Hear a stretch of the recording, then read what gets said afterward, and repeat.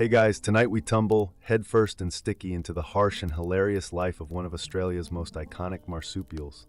That's right, you're about to become a kangaroo, but not the majestic, muscular giant you might imagine bounding across a golden outback sunrise. Nope.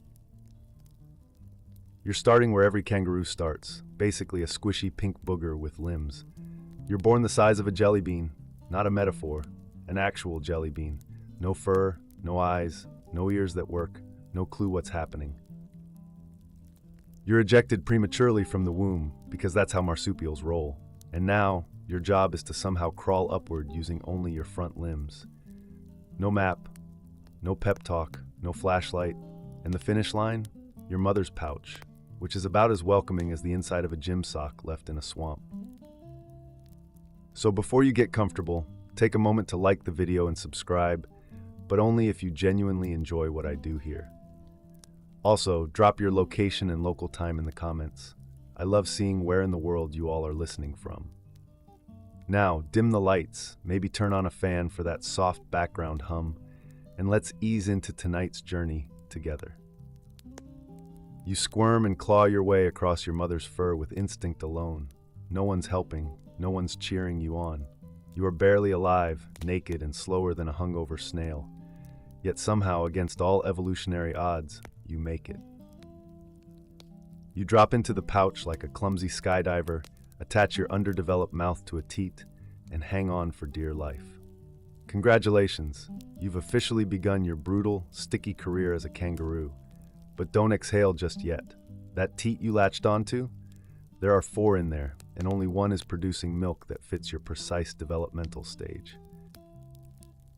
The others might be brewing formulas for future joeys, or worse, past ones.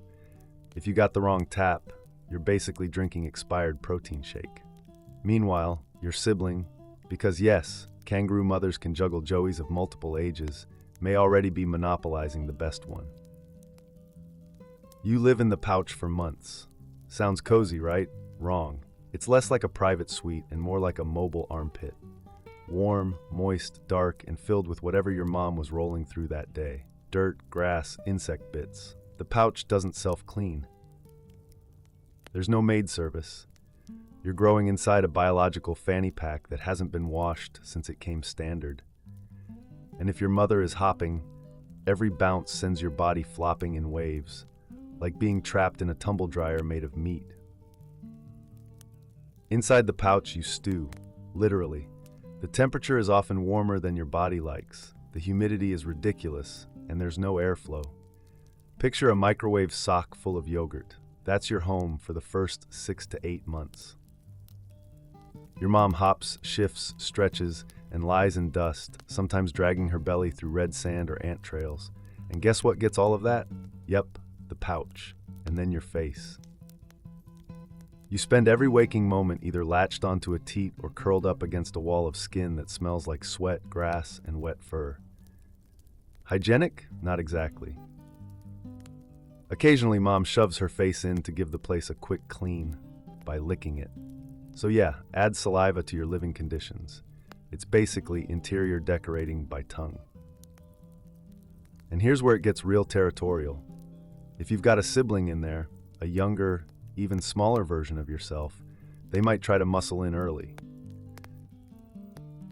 Kangaroo mothers stagger the ages of their joeys using that embryonic pause trick, so it's common to have a newborn crawling in while you're still trying to grow legs. The nipple becomes a battleground. You don't let go, because if you do, someone else will latch on, and that teat will shift milk recipes to suit the new tenant. That's right, the milk actually changes its composition depending on who's feeding. So if baby B gets their mouth in there, your tailored milk is gone. Scientists are still piecing together how the mother's body adjusts milk composition per joey in real time, but the evolutionary math behind it is wild. And remember, there's no room service. When you need to pee or poop, you do it in the pouch. That's why kangaroo moms are constantly licking the area. It's to keep your filth from baking into the pouch lining. Which raises a horrifying fringe theory. Some researchers believe that mothers swallow the waste to keep predators from sniffing it out. Digest that if you can. So there you are, wrapped in filth, fighting for milk, bumping heads with a newborn, and being jostled every time mom decides to hop across the outback. At some point, your legs start getting too long. Your head pokes out, then your arms dangle, and suddenly, bam, sunlight. The outside world. And for the first time, you realize the pouch isn't a cozy home. It's a trap, a sweaty, shrinking coffin you're desperate to escape. But your mom isn't too keen on your exit just yet. She likes having a baby tucked away and a toddler trailing behind. It's how kangaroo parenting works. So sometimes you try to poke your way out, and she just closes up shop, literally. The pouch has muscles she can contract to keep you inside. It's the marsupial version of locking the door and pretending nobody's home. And when she finally does let you out for a hop around, you can barely stand. You finally get out of the pouch, wobble-legged and wide-eyed, and welcome to Australia. The real Australia. It's not a cartoon with cuddly koalas and sunbathing lizards. It's a land where nearly everything either bites, burns, or buries you. And you're a walking snack. You're not fast yet. You can't hop properly. Your balance is a joke. So when a wedge-tailed eagle glides overhead or a dingo sniffs the wind, guess who's first on the menu? Yep, you. And there's not much room for hiding. Kangaroos live in open grasslands, not forests. No trees to scamper up, no holes to dive into, just wide open come-eat-me space. If you're very lucky, you survive your first month out. But it's a rough introduction. The predators aren't subtle. Snakes coil in shady cracks, pythons wait under rocks, and feral cats, yes, cats, can take down a joey with surgical efficiency. Dingoes, though, they're the real nightmare fuel. They're organized, clever, and incredibly patient. If your mob, that's what a group of kangaroos is called, lets its guard down for even a minute, one of you is going down. Biologists believe kangaroo mobs act like early warning systems. One roo spots danger, and the whole group erupts into a synchronized panic hop. But here's the thing, they don't always warn each other. Sometimes they bolt first and let everyone else figure it out mid-chase. Nice teamwork, huh? You start to learn what fear smells like, literally. Kangaroos can detect the chemical scent of predator urine, and when that scent's in the air, your muscles tighten like piano wires. Even the wind can become suspicious. And did I mention humans? Because they're part of the danger buffet too. Kangaroos are considered pests in many parts of Australia. Too many mouths, not enough grass. So there are culling programs, legal hunts, and roadside shooters. You're not just dodging natural predators anymore. You're trying not to end up as jerky. There's an open debate among wildlife ecologists about whether modern kangaroo populations are truly overabundant or simply better monitored than in the past. Some argue that habitat loss, not roo overgrowth, is the real issue. But you, little Joey, don't have time for policy debates. You're too busy dodging talons, fangs, and Ford Rangers. Here's a quirky tidbit. Kangaroos have a creep mode. They can move stealthily when they want to, by slowly placing their feet down with almost no sound. It's a survival tactic most people never see. You might not be able to use it well yet, but the grown-ups in your mob do. And you'll learn, or you'll die. For now, your best shot at survival is sticking close to mom's feet and praying she doesn't hop you into a ditch. Because out here, you're not even second-tier prey. You're basically the popcorn at the predator cinema. Your legs are finally long enough to hop, sort of. But here's the catch. Kangaroo legs aren't built for walking. Not even a little bit. They're designed for bouncing, propulsion, launch. And if you can't manage the hop properly, you're basically dragging around a pair of high-powered pogo sticks on wrong settings. You try to move forward and end up kicking yourself in the chest, or collapsing in a heap, or worst of all, hopping straight into a shrub. No coordination, no brakes, just chaos. That elegant kangaroo bounce, it's not free. It takes months of trial and painful error to master. Your tail has to learn to counterbalance every movement. Your forearms flail for stability, and your feet slap the ground with all the grace of a toddler in flippers. And because your anatomy is so specialized, you can't even move slowly in a straight line. Kangaroos use a weird, awkward shuffle where they plant their forearms and tail like a tripod, then swing their legs forward. It looks like a broken yoga move. You use it mostly when grazing, but you feel ridiculous every time. That tail, by the way, is doing more work than your actual legs. It's not just a counterweight, it's a third leg, a kickstand, a rudder, a springboard, and sometimes your only chair. Without it, you topple over like an overgrown puppet. Fun biological fact: kangaroos are the only large animals that use hopping as their main form of locomotion. And when they go full speed, it's magnificent, up to 40 miles per hour. But when you're just learning, every bounce feels like your kneecaps are filing a protest. Now let's talk growing pains. Literally, because your tendons stretch differently. Your Achilles tendon acts like a rubber band, storing and releasing energy with every bound. Efficient, yes. Comfortable? Not so much. Every hop yanks on your joints like a resistance band workout designed by Satan. And predators know this. They wait for the awkward teenage kangaroo who hasn't figured out the bounce. Because once you've got the hop down, you're tough to catch. Until then, you're a flailing meatball. There's a growing debate in biomechanics about whether kangaroo locomotion could inspire energy-efficient prosthetics or robots. Their tendon system is just that impressive. But right now, all that means for you is more flopping, and maybe the occasional tumble into a prickly bush. Fringe tidbit: young kangaroos sometimes play hop tag, literally chasing each other in erratic zigzags just to practice movement and reaction time. It's like PE class with higher stakes because the play often ends in faceplants or tail whips. And don't expect applause when you finally master the perfect hop. No one throws a party, your mob just keeps grazing. Welcome to kangaroo adolescence, awkward, unsupervised, and one rolled ankle away from disaster. By now you've figured out how to hop, not gracefully, not stylishly, but you can move. And that's when the next horror drops in. Other joeys. Kangaroo kids are not your cuddly cartoon companions. They're feral, jumpy, and absolutely obsessed with dominance. Your first real social lesson? Get ready to be punched in the face. You'll be boxed, kicked, tail whipped, and tackled before breakfast. Play fighting among joeys is less awe and more training montage from a prison movie.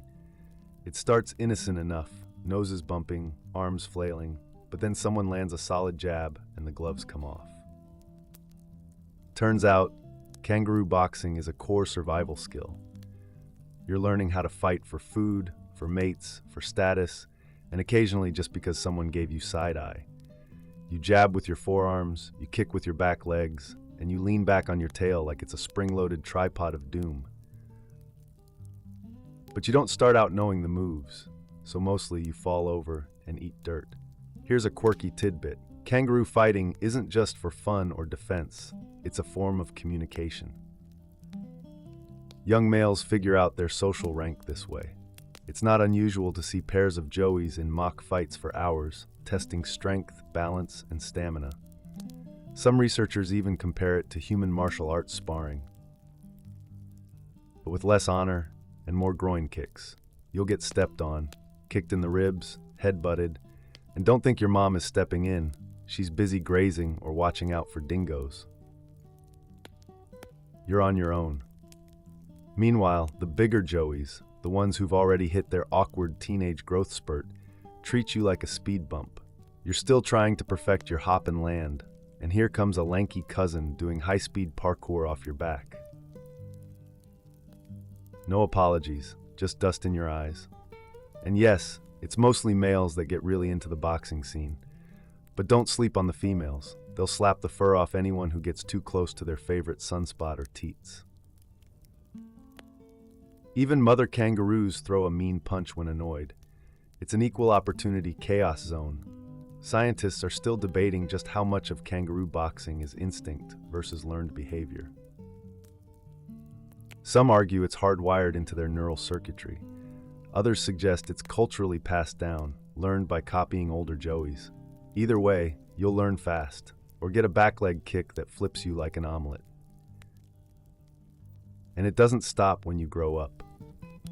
Kangaroos fight their entire lives, over shade, water, mates, and status. Even once you've grown a full chest and biceps like a gym-addicted roo, there'll always be someone bigger waiting to challenge you.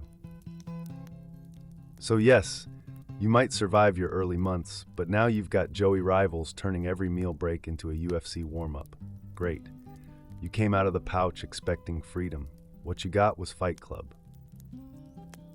Now you're starting to get the hang of things. You can hop, you can jab, you've earned a few scars from your joey rivals, and just when you think it might get easier, nature decides to raise the heat. Literally. The sun turns savage, the ground bakes. The wind, instead of cooling you off, blows hot and dry like it just came from a dragon's mouth. Welcome to the Australian summer, where the only rule is adapt or melt. And you, dear kangaroo, have a problem. You can't sweat. Your body has no built-in coolant system like humans do. No forehead glisten, no armpit puddles. Your fur doesn't help much either. It's thick and brown, and designed more for protection than for heat dispersion. So what do you do when the temperature hits 40 degrees Celsius and you're basically wearing a wool coat? You pant, like a dog, tongue out, breath rapid, eyes wide. It helps a bit, but not much. Then you go for the most uncomfortable trick in your evolutionary playbook. You lick your forearms, constantly, over and over. Your saliva cools the blood in your arms slightly as it evaporates, buying you just enough time before your brain starts sizzling. There's even a name for this technique, evaporative forearm cooling, and it works. Barely. Some kangaroos will soak their forearms until they're shiny with spit. Others dig shallow holes in the shade to lie in cooler earth. But when the heat wave hits and the water holes dry up, the options vanish fast. You might find a small puddle left behind by a storm. But guess who else found it? 10 thirsty kangaroos, 2 wild dogs, and a dozen flies. The moment you bend down to sip, someone's kicking you in the gut or biting your tail. And if you think the heat only comes during the day, surprise, nights often stay hot too. You barely rest, your heart thuds from dehydration. You dream of cool breezes and end up face down in dust. There's an ongoing debate among climatologists about how kangaroos will cope as Australia warms further. Will they shift ranges, evolve new behaviors, or will more mobs simply collapse during longer, more intense droughts? No one's sure. Meanwhile, you do what all smart kangaroos do. You move as little as possible during the day. You find a shady spot, ideally under a eucalyptus tree, and collapse into stillness. But even that has risks. That shade you chose, it might be someone else's turf. Older kangaroos get grumpy, especially during heat waves. And if you disturb a resting male, prepare for a slap so hard your ears ring. Quirky fact, kangaroos slouch in extreme heat, shifting their weight back and resting on their tail and elbows, looking like bored toddlers in a heat coma. It's not elegant, but it might save your life. Until it rains, your days are slow torture. You pant, you lick, you lie still, and still your body screams for water. And when the first drop finally hits the ground, you jump up, nearly tripping, racing every other kangaroo to the nearest puddle. If the thirst doesn't break you, the humans might. You're finally strong, agile, alert, and that's exactly when you become a problem. Not to yourself, not to your mob, but to humans. Because now, you eat a lot. You graze across fields in huge numbers, and from a farmer's point of view, you're just a hungry, hopping plague with a taste for expensive crops. Cattle eat grass, you eat grass, sheep eat grass, there's only so much grass, and in drought years, competition gets nasty, so people blame you. And then, well, you hear the trucks, the gunshots, the quiet hum of something not natural rolling across the horizon. There are over 40 million kangaroos in Australia by some estimates, more than humans. The government allows controlled culling to keep numbers in check. It's controversial, of course. Conservationists argue that it's cruel, mismanaged, or driven by outdated ideas of balance. But out in the paddocks, none of that matters. You either blend in with the scrub or you don't. And it's not just culling. You're a target on roads too, especially at dawn and dusk, when kangaroos are most active and drivers are most sleepy. A kangaroo sprinting across a road doesn't have time to calculate the trajectory of a Toyota Hilux going 100 kilometers an hour. So the result is predictable and fatal. For both sides. You grow up knowing the smell of burnt rubber, you hear the thunder crack of bumpers hitting bone, you might even witness an elder of your mob lying motionless in the median grass, belly torn open, flies already circling. And in some regions, kangaroo meat is a legal food product. Yes, that's not a joke. Your cousin could end up vacuum-packed and labeled lean-roo mince in the frozen aisle. Some argue it's ethical, free-range, sustainable, no antibiotics. Others cringe at the thought. But either way, your species is on the menu. There's a quirky cultural contradiction here. Kangaroos are Australia's national symbol, on coins, on airline logos, in tourism ads. But in everyday rural life, your livestock level expendable. Scientists still debate how to reconcile kangaroo conservation with population control, especially as land use changes and traditional predators vanish. Meanwhile, you learn to be afraid of things that don't make sound, like rifle scopes, or camera drones, or shiny quad bikes, because in modern kangaroo life, danger doesn't always growl.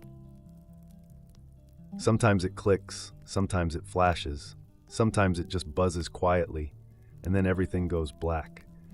So you bounce faster, you graze farther from roads, you teach your Joey the sound of steel and rubber, and when you hear thunder that isn't from the sky, you run.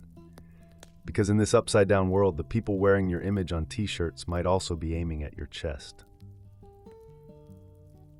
You're growing now, leaner, stronger, and always on edge. But just when your legs stop betraying you and your tail finally learns its job, the final insult arrives. Your mother kicks you out of the pouch, permanently. No negotiation, no graduation ceremony. One day, you're nestled in that hot, stinky pouch like you've always been, and the next, bam, you're on the ground, blinking up at the sky, covered in dust, watching your own mother clamp her pouch shut like a vault. You try to hop back in. She kicks you, not playfully, not lovingly, with purpose, with the kind of precision that says, we're done here.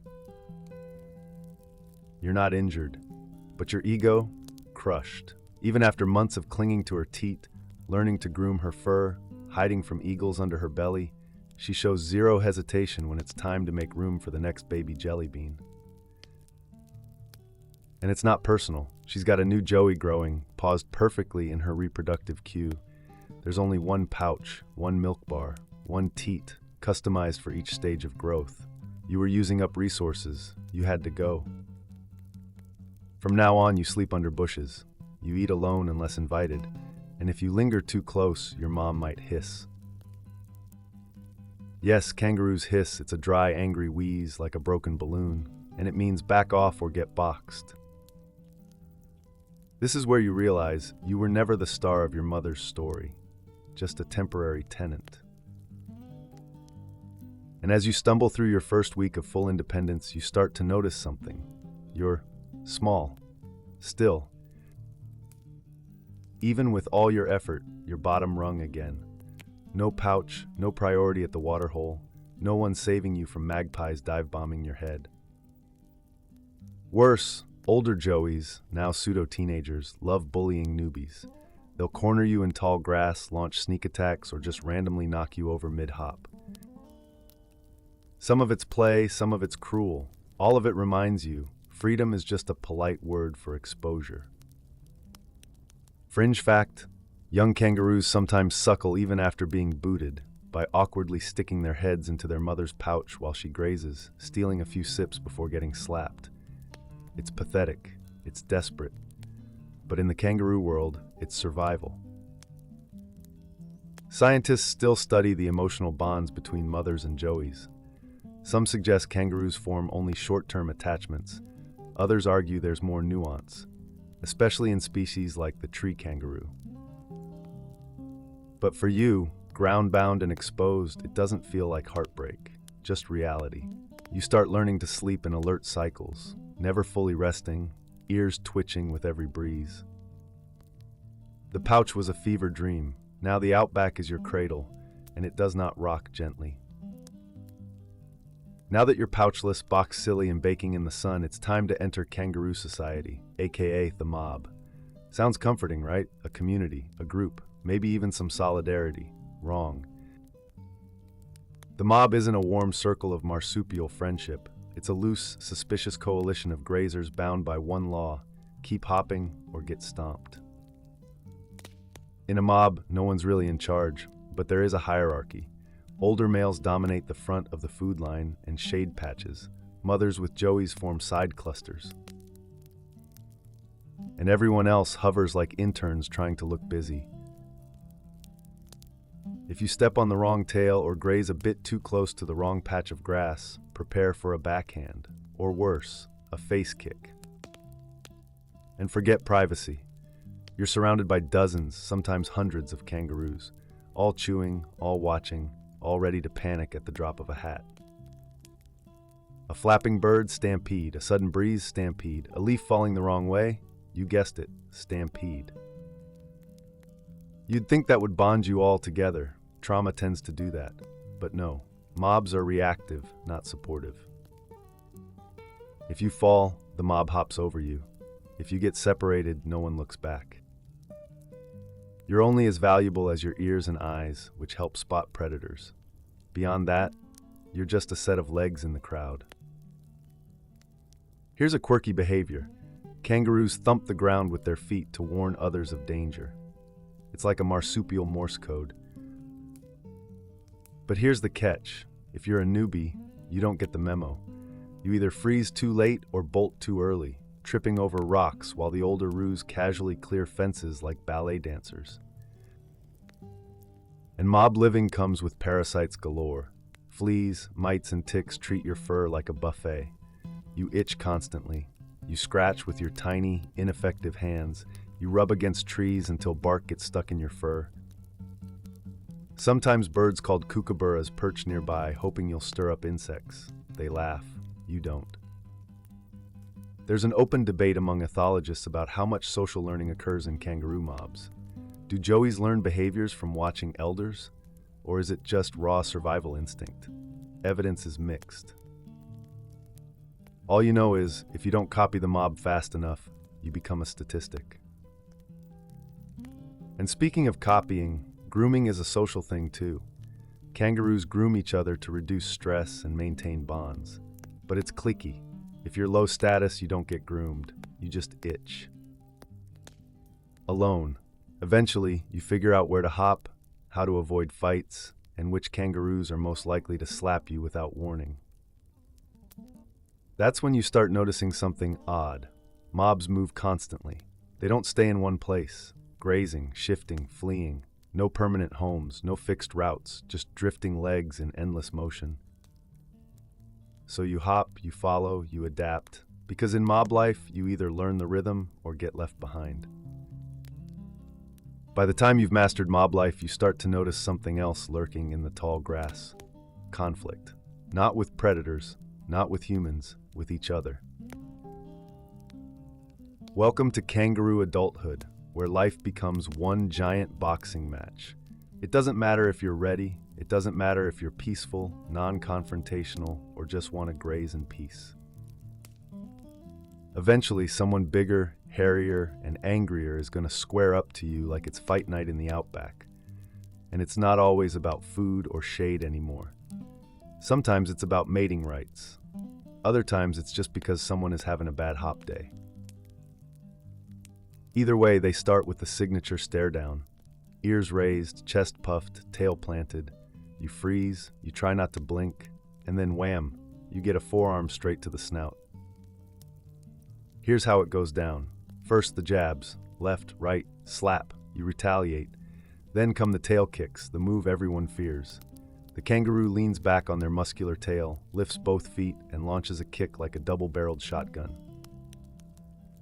It's not cute, it's not graceful, it's brutal. That kick can break ribs, knock out rivals, or send you flying backward into a spinifex bush.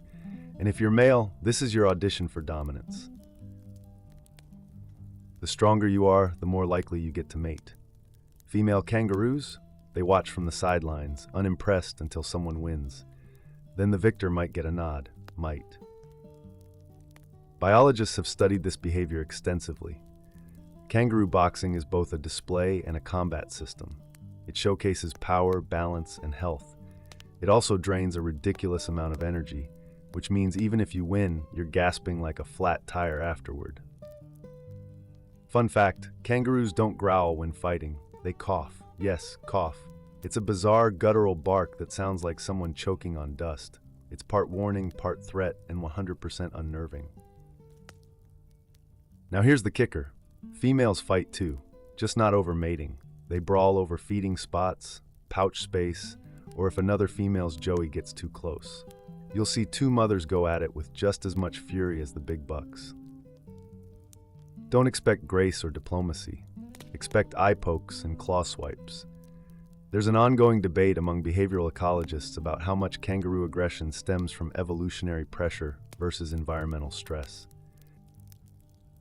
Some suggest increased fighting during drought years is tied to resource scarcity. Others believe the hierarchy is naturally fluid and violence is just how roles shift. You just try to stay out of the way. But it's tough when fights break out anywhere, anytime. At water holes, in mid-hop, while someone's halfway through chewing a bush. There's no schedule, no referee, just dust clouds and sharp elbows. And worst of all, once you've been in a fight, other kangaroos recognize you differently. They size you up more often, challenge you more frequently. It's like walking around with an invisible "fight me" sign. So congratulations, you've gone from helpless jelly bean to functional adult. Now you just have to keep your teeth intact. Mob life, boxing matches, heat waves, you've endured it all. But there's one hazard no kangaroo handbook ever prepares you for: roads. Yes, the long, shiny things humans built across your ancient grazing lands. You don't understand them. They shimmer like rivers, but burn your feet. They carry massive, growling metal beasts that move faster than anything else in the bush, and they never, ever stop. You've seen the aftermath, mobs torn apart, elders crumpled on the roadside, joeys flung like rag dolls. There's a smell to it, oil and blood and something final. And now you know, roads aren't just dangerous, they're death traps. You don't see headlights the way humans do. Kangaroo vision is best at dawn and dusk, twilight hours when you're most active. Unfortunately, that's exactly when drivers are tired, visibility is low, and reaction time is nil.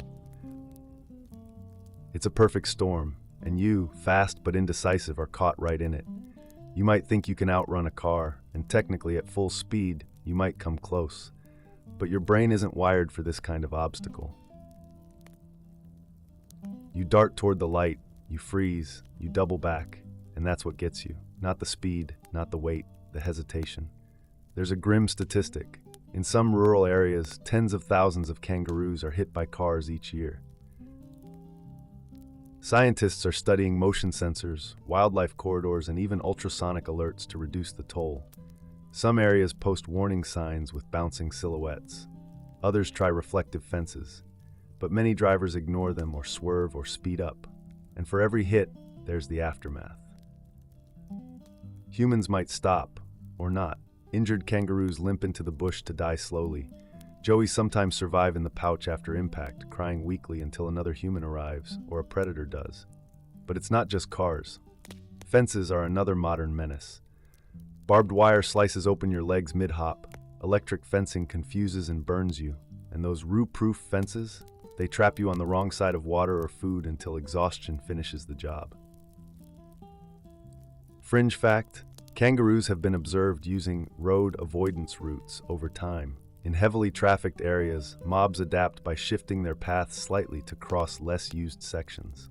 It's not foolproof, but it shows a glimmer of learned danger, a kind of urban wilderness literacy. Still, that doesn't help when you're thirsty, or chased, or confused, because when your mob panics, you follow, and if the leader bolts toward a highway, you do too. And there's no shoulder check, no zebra crossing, just a blur of noise, light, and impact. So now you avoid roads like fire. You scan before hopping, you freeze at the sound of tires. You teach your Joey that long black lines on the land are cursed, that humans, for all their kangaroo logos and TV documentaries, made paths we were never meant to cross. And yet cross them you must, because on the other side, there might be water. You've made it this far. You've survived predators, heat, mobs, boxing matches, roads, and rejection.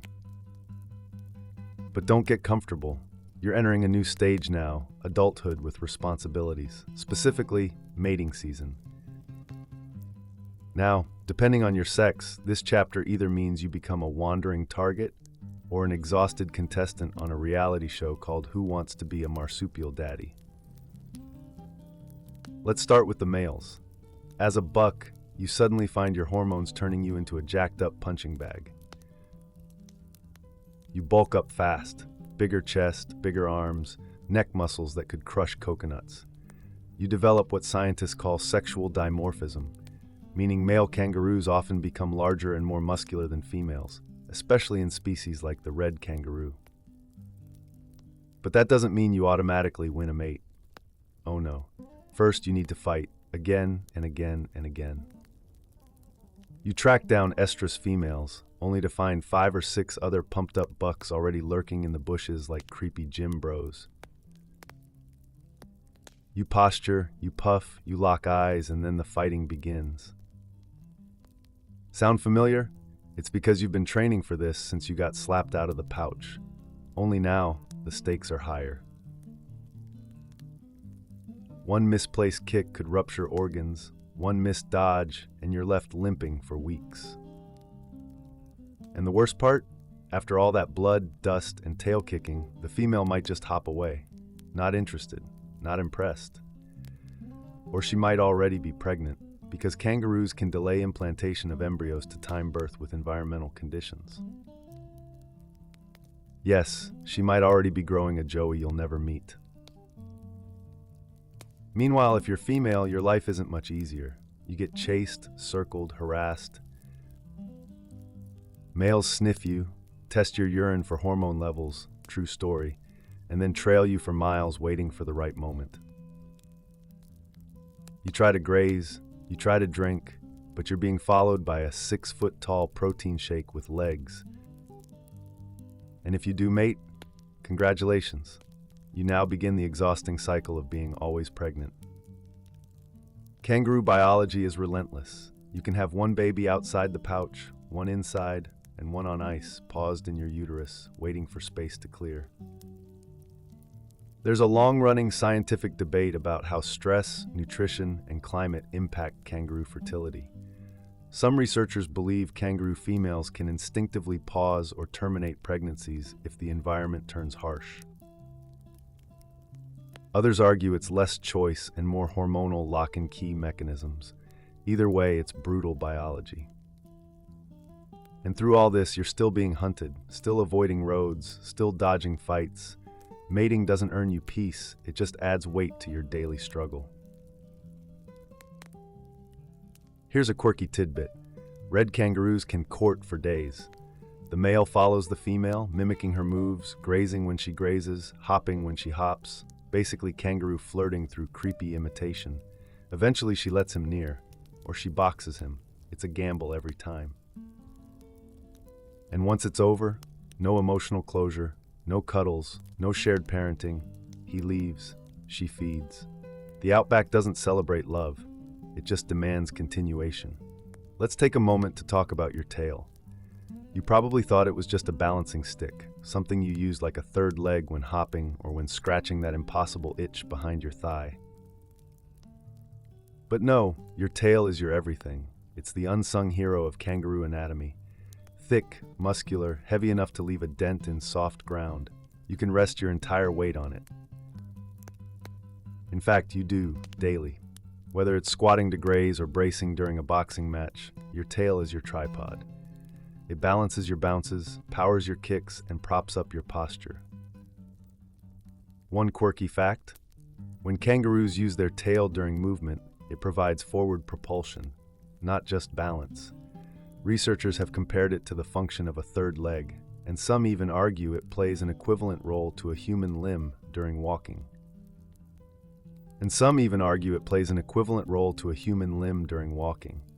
You're not hopping with 2 legs, you're moving with 3. But here's the rub. That tail, it's heavy, really heavy. And when it's injured, your life falls apart. You can't graze because you can't crouch properly.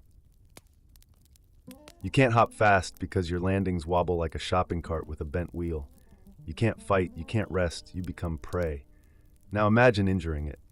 On a rock, in a fence, during a fight.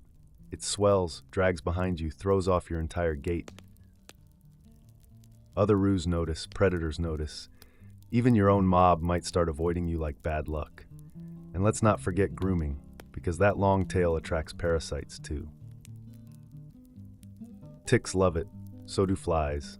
You try to scratch with your hind leg, twist in a circle, even rub it on trees. But some itches, they stay. The itch becomes your new personality. Then there's the tail's social cost. If you're a male, you lift your tail when you challenge someone to a duel. You lean back on it to show off your size and strength.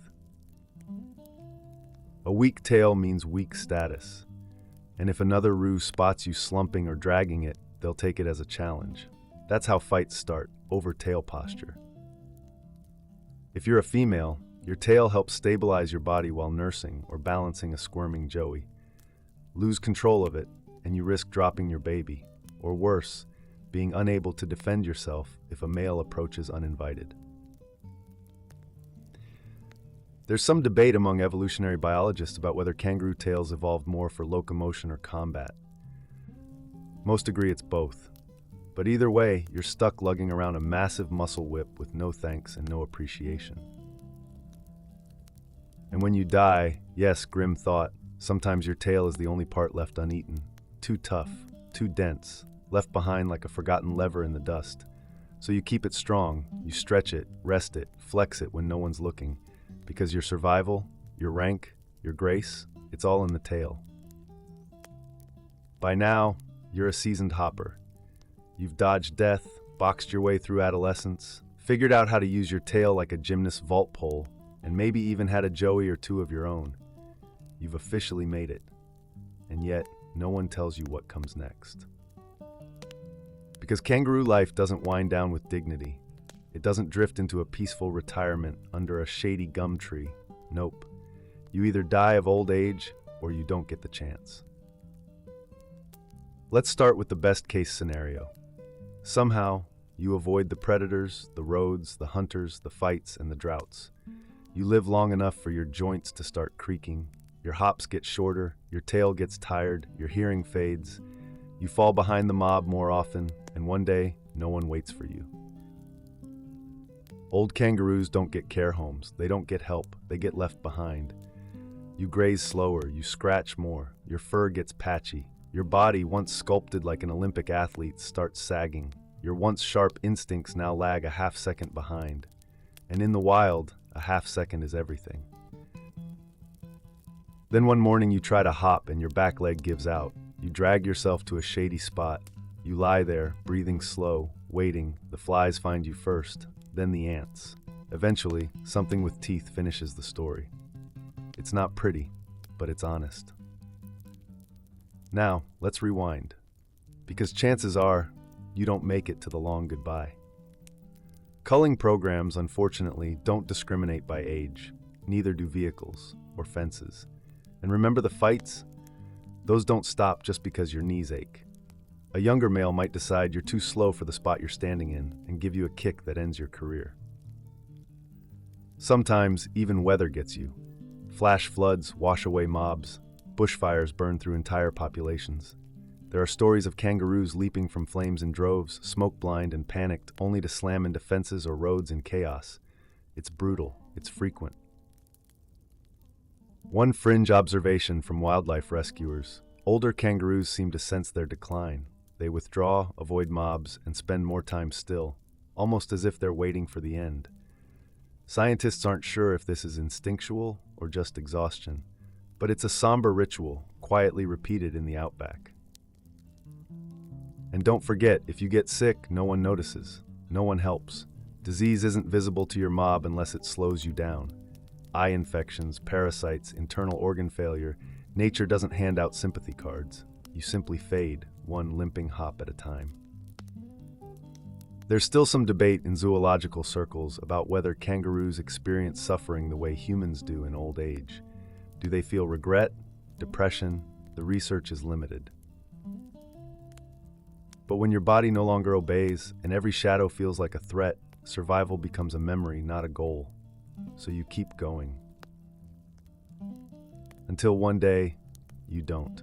Because whether you're the strongest boxer in the mob, the fastest roo on the plain, or the quiet Joey who barely made it past the pouch, the outback doesn't hand out medals, just endings. And still, despite it all, you wake up.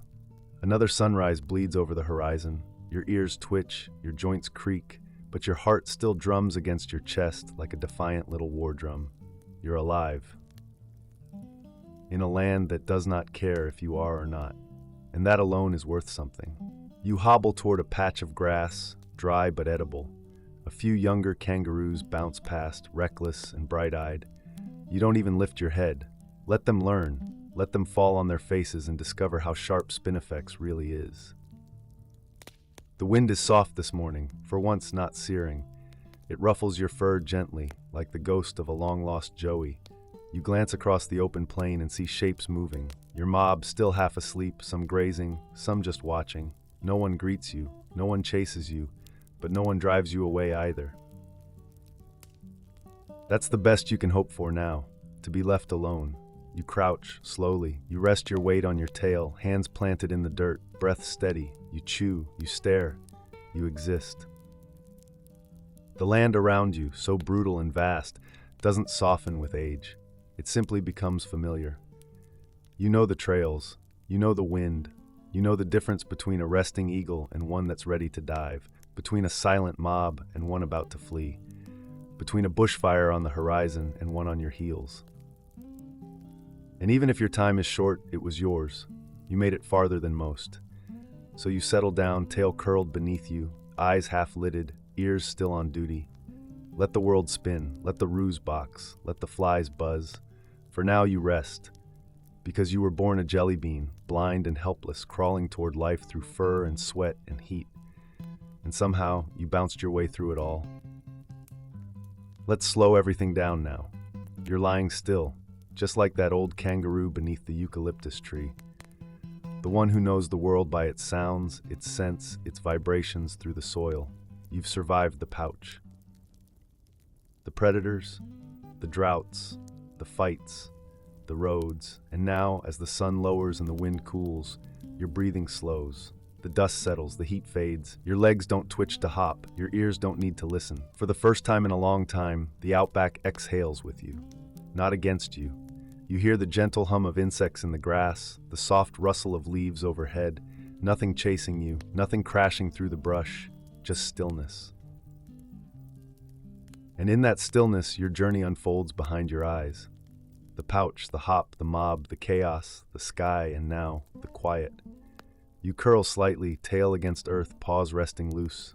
The stars begin to press through the darkening sky like tiny eyes winking at your scars. The kind of sky that belongs only to survivors, to wanderers, to creatures born with odds stacked sky high and still kicking. You're not just a kangaroo, you're a testament to the wild. And for tonight, you're safe. Let your heart slow, let your breath lengthen, let your story pause, even if the world keeps moving. You are dust and bone and bounce and instinct and fire, but also silence. Now close your eyes, let the breeze hum through your fur and rest, Roo, you've earned it.